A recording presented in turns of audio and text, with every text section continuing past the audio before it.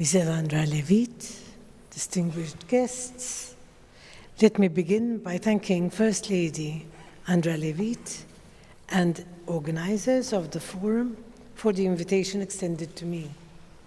I am very pleased to join you this morning to discuss the very important subject of hospice care, which touches the lives of each and every one of us in Latvijā and Malta. Labrīt, Levits kundze, godātie klātesošie. Vēlos pateikties par iespēju uzrunāt jūs šodien šajā diskusijā, un man ir liels prieks, ka varu pastāstīt par hospisa aprūpi, kas ir svarīga ikvienam no mums gan Latvijā, gan Maltā. In my role as patron of Hospice Malta, I am most grateful for this opportunity to explain to you all the valuable work that it carries out with patients and their families to try and reduce their burdens and fears, possibly at the most difficult time of their lives. Kā Hospice Malta patronese, man ir prieks, ka varu pastāstīt jums par mūsu pieredzi, kā sniegt atbalstu gan pacientiem, gan viņu ģimenēm šajā ļoti grūtajā pieredzē, kas sagaida ikvienu no mums. Hospice Malta was founded 34 years ago and is one of Malta's leading NGOs. Its primary intention is to provide and promote free palliative care for persons suffering from life-limiting illnesses such as cancer, motor neuron disease, end-of-life cardiac, respiratory, renal and liver diseases.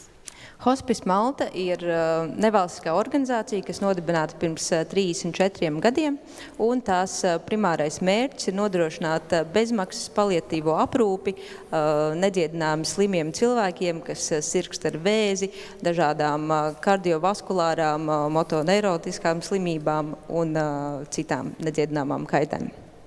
As the challenges continue to evolve, I am pleased to say that services to suffering from multiple sclerosis and Creutzfeldt-Jakob disease have also been included in the list. Lai arī dažādi izaicinājumi, ar ko mēs saskaramies, aizvien attīstās, man tomēr ir prieks pastāstīt, ka mūsu šai te slimību, aprūpējamo slimību sarakstam ir pievienot arī multiplā skleroze un Creutzfeldt-Jakob slimība. Very importantly, support is also provided to the patients' families during the illness as well as during the bereavement process.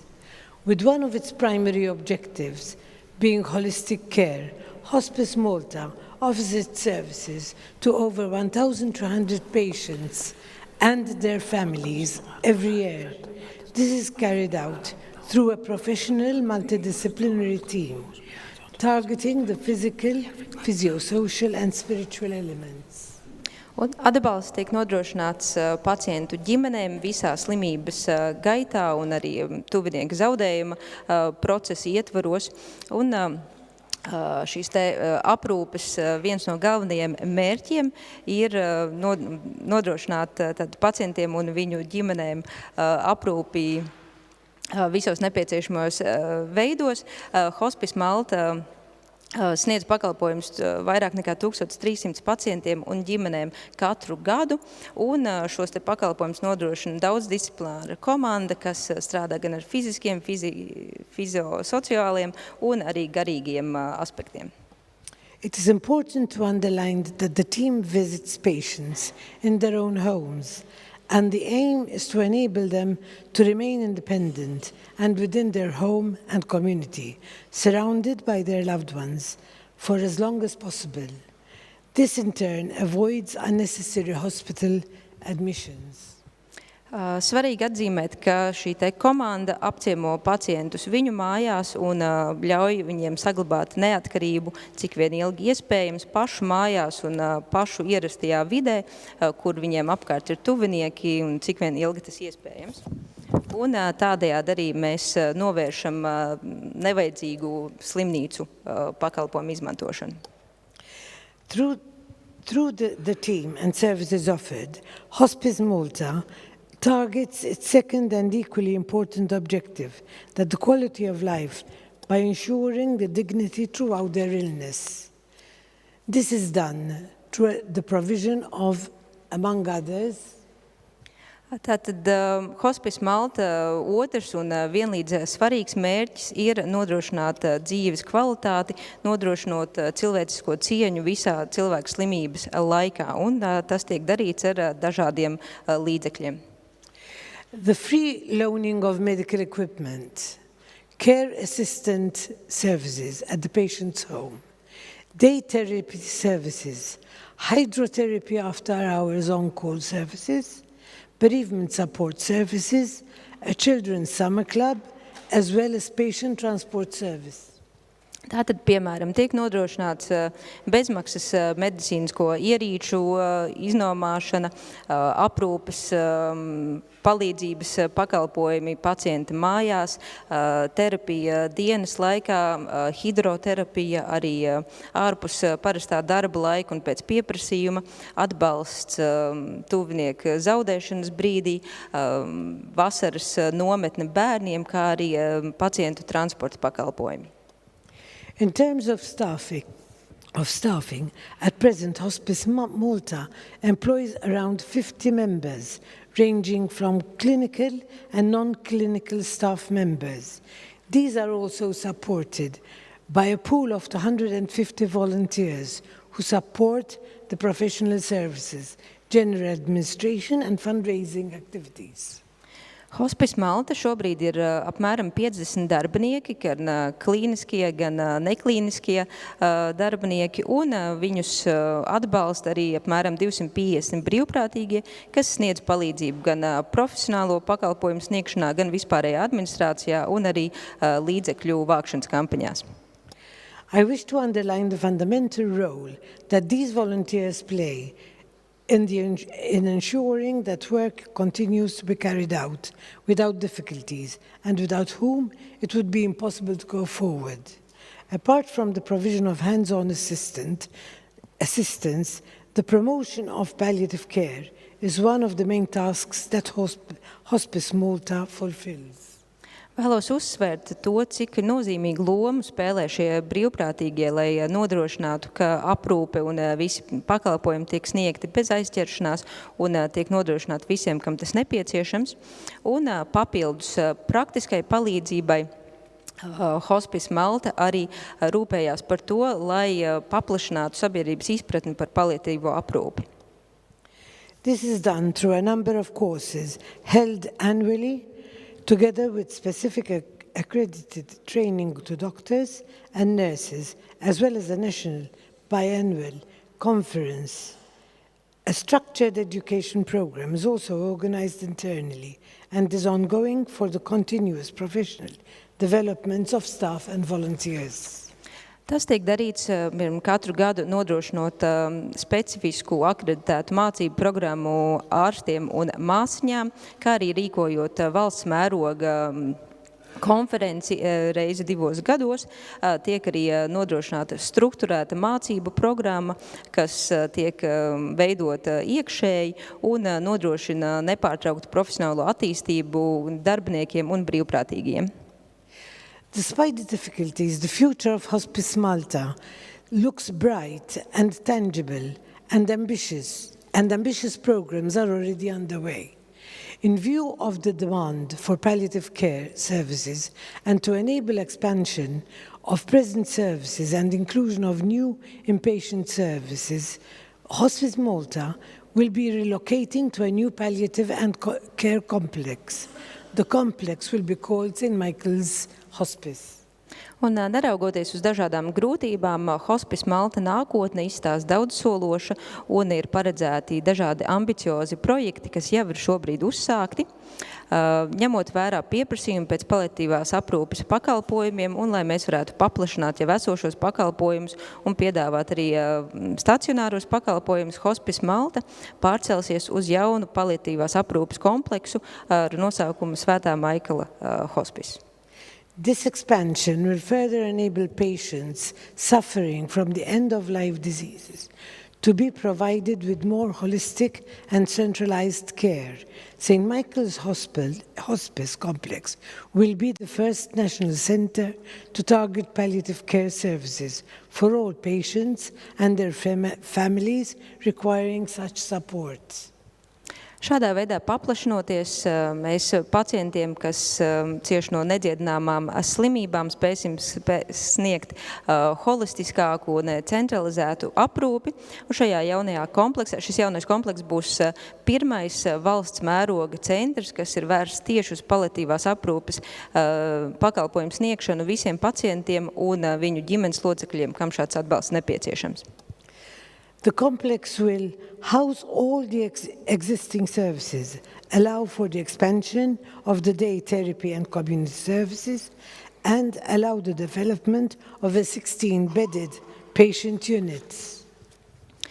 Šajā kompleksā atradīsies un tiks piedāvāt jau visi šobrīd pieejamie pakalpojumi, kā arī tas dos iespēju paplašināt dienas terapijas un kopienas pakalpojumu piedāvājumu. Un šeit arī būs 16 gultas stacionārajiem pacientiem. The inpatient unit, which I just mentioned, is a vital component of the palliative care and is essential for people living with life-threatening illness that can no longer be cared for in their own home and do not require the care of an acute hospital. Patients will be admitted to the unit for symptom control, respite care, as well as end-of-life cases. Šīs stacionārās aprūpes vienība, ko minēju, ir būtisks komponents paliatīvajā aprūpē un ir ļoti svarīgi cilvēkiem ar nedziedināmām slimībām, kuri vairs nav aprūpējami mājās, taču kuriem nav nepieciešama akūti slimnīcas pakalpojumi. In line with the hospice's target to educate society on palliative care, this new development also includes an education unit with a conference hall and a number of lecture rooms. Through the new spaces, hospice will be able to serve a higher number of patients who are in need of relief from the distressing symptoms associated with life-threatening illness, as well as serve as a training hub for the healthcare professionals in the sensitive field. Saskaņā ar Hospice Malta mērķi izglītot sabiedrību par paliatīvo aprūpi, šajā jaunajā kompleksā būs arī izglītības vienība un tāds izglītības bloks, kurā atradīsies konferenču zāli un vairākas lekciju telpas. Un ar šīm jaunajām telpām, izmantojot tās, Hospice Malta cer gan palīdzēt vairāk pacientiem, kuriem ir nepieciešams atbalsts, lai sadzīvotu ar viņu slimību simptomiem, gan arī nodrošināt apmācības veselības aprūpes profesionāļiem par šiem ļoti sarežģītiem jautājumiem. The development of St. Michael's Hospice will double hospice's current annual expenditure from 1.8 million to 3.6 million euros.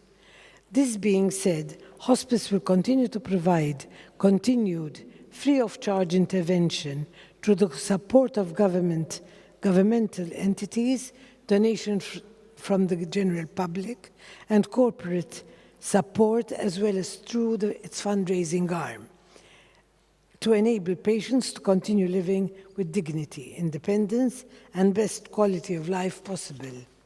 Līdz ar šo jauno kompleksu Hospice Malta igadējie izdevumi palielināsies no 1,8 miljoniem līdz 3,6 miljoniem eiro gadā. Taču tādējādi Hospice Malta spēs turpināt sniegt bezmaksas pakalpojumus, saņemot atbalstu no valsts iestādēm, ziedojumus no sabiedrības, kā arī ziedojumus no dažādiem uzņēmumiem, un lai tādējādi varētu sniegt atbalstu pacientiem, dzīvot ar cieņu, neatkarīgi un nodrošinot vislabāko iespējamo dzīves kvalitāti. Distinguished guests, as I am addressing you today from the beautiful city of Riga, I am pleased to point out that Hospice Malta already benefits from a networking structure through which professionals are in touch with other hospices in different EU countries. Hospice Malta intends to increase its networking, collaboration, and sharing of knowledge and expertise through education and shadowing placements. Godātie klātesošie, tā kā man ir šodien iespēja jūs uzrunāt šajā skaistajā pilsētā Rīgā, man ir arī prieks pastāstīt, ka Hospice Malta jau šobrīd iesaistās tīkla, hospisa aprūpes tīkla darbībā, sadarbojoties ar hospisa aprūpes centriem dažādās Eiropas Savienības dalībvalstīs, un Hospice Malta plāno šo te sadarbību arī izvērst un dalīties ar citiem ar savu pieredzi un zināšanām, gan kā izglītot, gan arī kā sniegt pakalpojumus. I am sure you agree with me that it would be a source of great satisfaction if Hospice Malta and Hospice Latvijā could establish similar contacts to exchange best practices and share experiences on their work.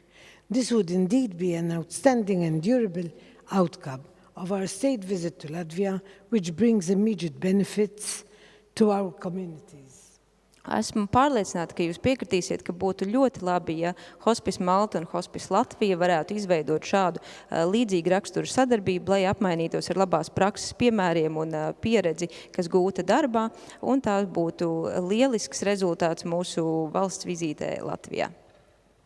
On a personal note, I would like to underline my very own sensitivity to the importance of ensuring dignity in all its forms and the need to address the calls for help from those around us who are in their lowest and most vulnerable points. I encounter these realities myself on a daily basis through my work at the Malta Community Trust Fund Foundation, which falls under the office of the President of Malta. No personīgā viedokļa vēlos uzsvērt, ka esmu īpaši jūtīga un pret šiem jautājumiem, kas saistīti ar cilvēcisko cieņu visās tās formās un nepieciešamību risināt šos jautājumus un palīdzēt cilvēkiem viņu visgrūtākajos un smagākajos dzīves brīžos. Ar šīm dzīves realitātēm saskaros ikdienā, darbojoties Maltas kopienas labdarības fondā, kas darbojās Maltas prezidenta kancelejas ietvaros. In brief, the Foundation assists individuals and families in extreme social difficulties with food vouchers, basic home needs. All these requests are assessed by our social workers who meet with the applicants and conduct home visits to see the exact need of the applicant. Īsumā šis fonds sniedz atbalstu iedzīvotājiem un ģimenēm, kas saskarās ar ekstrēmām sociālām grūtībām, nodrošinot pārtikas talonus un palīdzot risināt saimniecības pamata vajadzības. Saņemot pieprasījumu pēc palīdzības, mūsu sociālie darbinieki apmeklē šos pieteikumu iesniedzējus mājās, iepazīstās ar viņu sadzīves apstākļiem un vajadzībām. We also assist persons with disabilities with their specialized requirements for equipment needed and also with therapy assistance. The majority of cases taken up by the Foundation address persons needing treatment or medicinals that do not form part of the Department of Health formulary and are therefore not provided by the national government services. Mēs arī sniedzam atbalstu personām ar invaliditāti, nodrošinot viņu specifiskajām vajadzībām nepieciešamo aprīkojumu un ārstniecības pakalpojumus, un lielākais vairums gadījumu, kur fonds palīdz, ir saistīti ar medicīnisko aprūpi gadījumos, kur šīs te aprūpe nav iekļauta valsts kompensējumu zāļu sarakstu ietvaros. The medical unit of the Foundation also helps patients who are sent abroad for medical treatment by financially assisting a relative to accompany the patient, and thus making sure that the patients are never alone while away from their country. Fonda medicīniskā sadaļa arī palīdz pacientiem, kam ir jādodās ārstēties ārpus valsts, finansiāli nodrošinot atbalstu, lai pacientam līdzi varētu doties kāds tuvinieks un tādējādi nodrošinot, ka pacients nekad neatrodas pavisam viens ārpus savas mājvietas. As an expression of our support, my husband George and I both visit patients receiving treatment in the UK twice a year. We are very grateful to the assistance provided to Maltese patients abroad, especially in complicated cases where treatment is not possible in Malta. Lai paustu mūsu atbalstu, mēs ar vīru abi apmeklējam pacientus, kuri saņem ārstniecības pakalpojumus apvienotajā karalistē 2 reizes gadā. Mēs esam ļoti pateicīgi par šo atbalstu, kas tiek sniegts pacientiem no Maltas, it sevišķi tādiem, kuru gadījumi ir ļoti sarežģīti un nav iespējams sniegt ārstniecības pakalpojumus Maltā. I am pleased to say that as much as possible, we both keep direct contact with patients and their families. And I can tell you that the personal rapport in most cases become a strong and a long-term one. Very early into the presidency, way back in 2019, George and I took the decision to publicly focus on and promote success stories so that they can act as motivation and courage to others. Man ir prieks teikt, ka cik vien iespējams mēs cenšamies uzturēt tiešus personiskus kontaktus ar pacientiem un viņu ģimenēm, un bieži vien šie tiešām izvēršās par ilgtermiņa personiskām attiecībām ar šiem cilvēkiem. Jau prezidentūras sākumā 2019. gadā mēs ar Džordžu nolēmām, ka mēs vērsīsim sabiedrības uzmanību uz šiem veiksmes stāstiem, lai tādējādi motivētu un iedrošinātu arī citus. In the spirit of hope and encouragement, I wish to conclude my message to all of you by thanking you for the service you are giving to the society. Through your professionalism, dedication, and I also say vocation, you are modern-day heroes who deserve our heartfelt admiration and appreciation. Thank you. Un vēlos noslēgumā pateikties it visiem, kas sniedz šos pakalpojumus mūsu sabiedrībai, jūsu profesionālisms un sniegtais ieguldījums. Ar to jūs esat mūsdienu varoņi, kas ir cienīgi mūsu tiešām sirsnīgu novērtējumu. Paldies!